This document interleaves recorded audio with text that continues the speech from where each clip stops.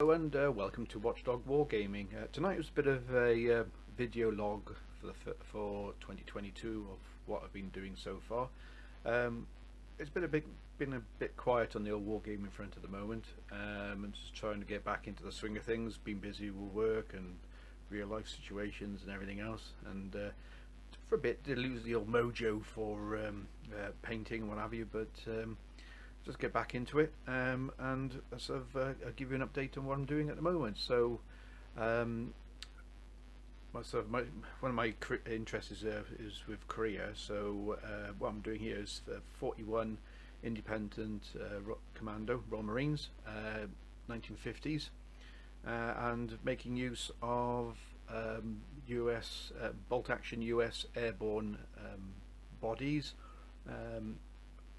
equipment, and also the US Army figures, Commonwealth bits and bobs, British Paras of the berets, and various lots of kit bashing from various bits and bobs off all the sort of the Allied side. So yeah, so what I'll do is I'll go show you what I'm actually work on. So everyone is sort of converted in some way. And with the 41 Commander Royal Marines, when they arrived in Korea, basically they went out there with their beret, boots, and that was it more or less, and everything else was supplied by the Americans. So the American M43 uniform, which is what the US Airborne were wearing, it was what was issued to the British Royal Marines, but also as well it's very close to the pattern 1950 uniform that the British Army eventually sort of started using. So there's lots of bits and bobs on here as well. So as you can see, it's there's other things that I've used. It's not like the mortar was just a spare mortar from the old bits box, and I think that was an assault group 81mm mortar, a modern one, which I've reused. And I've got a couple of, I think that was the Para command group, which I'm using as well. So it's the metal ones, and all the rest is all plastic. So it's sort of little things like this. So let's see if I can, hopefully there's a little focus in on it. So so it's just little conversions. So it's using American bodies. I have taken off the baggy pockets that were on the trousers, and then sort of using different arms. So it's got the Colt 45, it's got sort of the your typical commando sort of cap, and then on this one he's actually got an arm for the was it the number 4 British number 4T, the Enfield sniper rifle, sort of American gear and on there as well. And also as well, what I've done is, in some of them I've taken off the American boot straps, so it looks like he's got gaiters on. So you'll see a couple of conversions on there. At the moment I'm just block painting these, so they are going to look a bit scruffy, and they will be sort of the bit of agrax later on, and then sort of like all layered and everything else. So yeah, so they'll look better, a lot better than they are at the moment. So that's one of them. I'm just trying to think. So yeah, so again, making use of the spare berets out of the para kit. So this one's got the grease gun. I think this is one of the actual Polish Power ones, but it just looks like he's got his beret back on a jaunty angle. And then you've got the I think that's a US Army backpack on that. And sort of like I've made a few sort of the crew for the mortar team. So it's again sort of American body, the soft cap, and then sort of that one's got a British backpack on there as well. So not forgetting the old tin mug.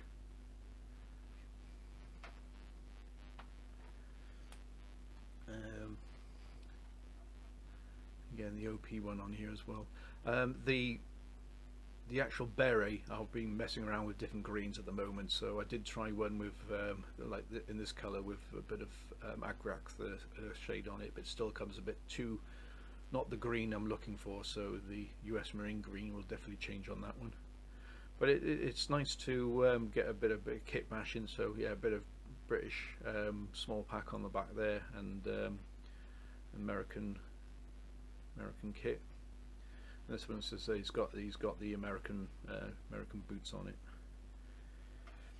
So yeah, so they didn't have the Bren gun, but they had access to the bar. And one thing I've just noticed is actually on the para berets that I have used, I'm going to have to take their winged cap badge off and just use the centre bit of it. So that's something I've got to tweak at some point.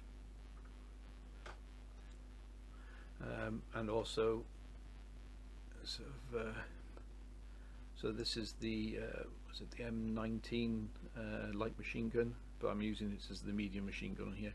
It's sort of like 41 Commando was used for. They were used for lots of raiding along the coast in Korea. They were used for sort of the Incheon assault, and later on they were actually used at at the reservoir as well. So chosen reservoir. So if you're interested, have a Google on was it Task Force Drysdale. It was a British Royal Marine commanded unit that had Americans and South Koreans, and they were used to drive to Chosin to actually try and reinforce the beleaguered US Marines there. So yeah, read up on that. Again, kit mashing, so we've got a mortar team here as well. So I will eventually bazooka team. So later on I will do some bit of basing on those as well. It's just bog standards of the old grit on there at the moment. I'm trying to get some pose out there. So he's engaging a T-34-85 with his trusty 45. And something else that it's so let me just get back on there. So the recoilless rifle. Now this recoilless rifle, my son was 3D for us, and it's slightly bit bigger than the one that was actually used in Korea. I think this is more the Vietnam era one, but it'll do, and I'm quite happy with it. And again, I kit bashed a crew out of spare figures. So within here as well, there's in fact that's one I kit bashed for my mortar team, and the actual mortar bomb is actually a cut down bazooka round. So he's armed with the M1 carbine. Yeah, so this is, like I said, it's a universal army for Korea and also for 1950s. So you could technically use it for other bush wars that were going on around the world that Britain got involved with in sort of like certainly post-war, 1940s onwards. Also with this one, so like I said, you can use it for the Incheon landings, you can use it for raiding scenarios up and down North Korea, and then you could use it for sort of the relief for Chosin. So it's multi-purpose units, and again, it's it's just making use of what stuff I've got in my bit box. So that's more or less what I've been sort of working on at the moment. And I've been taking it a little bit slow and sort of get back into doing things, get the old mojo going back again. Other things that I've picked up recently that I've a couple of mules as well. So these were going to be I can use those for my North Koreans, the Chinese, or even for my US Marines. In fact, they actually got a character called Sergeant Reckless. That was a racehorse that was bought by the US Marine Corps for use as a pack horse, and it's got to know its trail back and forward to the front quite often. It used to pack the horse and let it go off on its own, and yeah, it's called Sergeant Reckless, and I think there's actually a memorial to it in one of the American bases back in the States. So yeah, so So I've got they're on my list to do, of things to do next. What else what have I been doing? Well, for Christmas I got a subscription to one of the I think it was Wargames Illustrated, and part of that you were allowed, I think it's a free rule set. I think is it 7 days to the Rhine. So I've printed that off and had a go at that.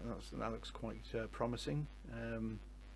So it's I've got a lot of 20mm Cold War tanks, vehicles, BOR, Warsaw Pact. So I'm going to dig those out and start using those. But so this is more or less what I've been doing. There was lots of conversions which took the time, and now I've just got to the point where I'm going to start painting it up.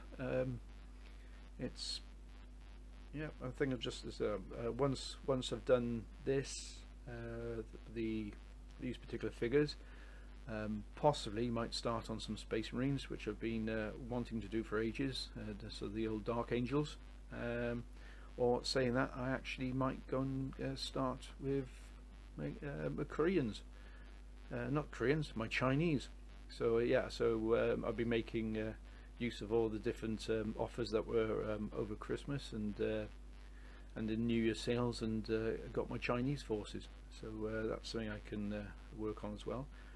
So yeah, well, in fact, I'll leave that up to you. So you lot can decide whether after this, shall I start on my Chinese, or shall I start painting my Dark Angels? So you know, put it in the comments below. Oh yeah, don't forget to like and subscribe. And yeah, so that's the end of my first vlog for 2022. So take care, and hopefully might see some of you down in Bournemouth tomorrow at the Wargaming convention. So yeah, look for the bloke with the limp, and Nick the Stick, as they keep calling me in work. And yeah, and you lot take care, and I'll catch up with you soon. All the best. Bye now.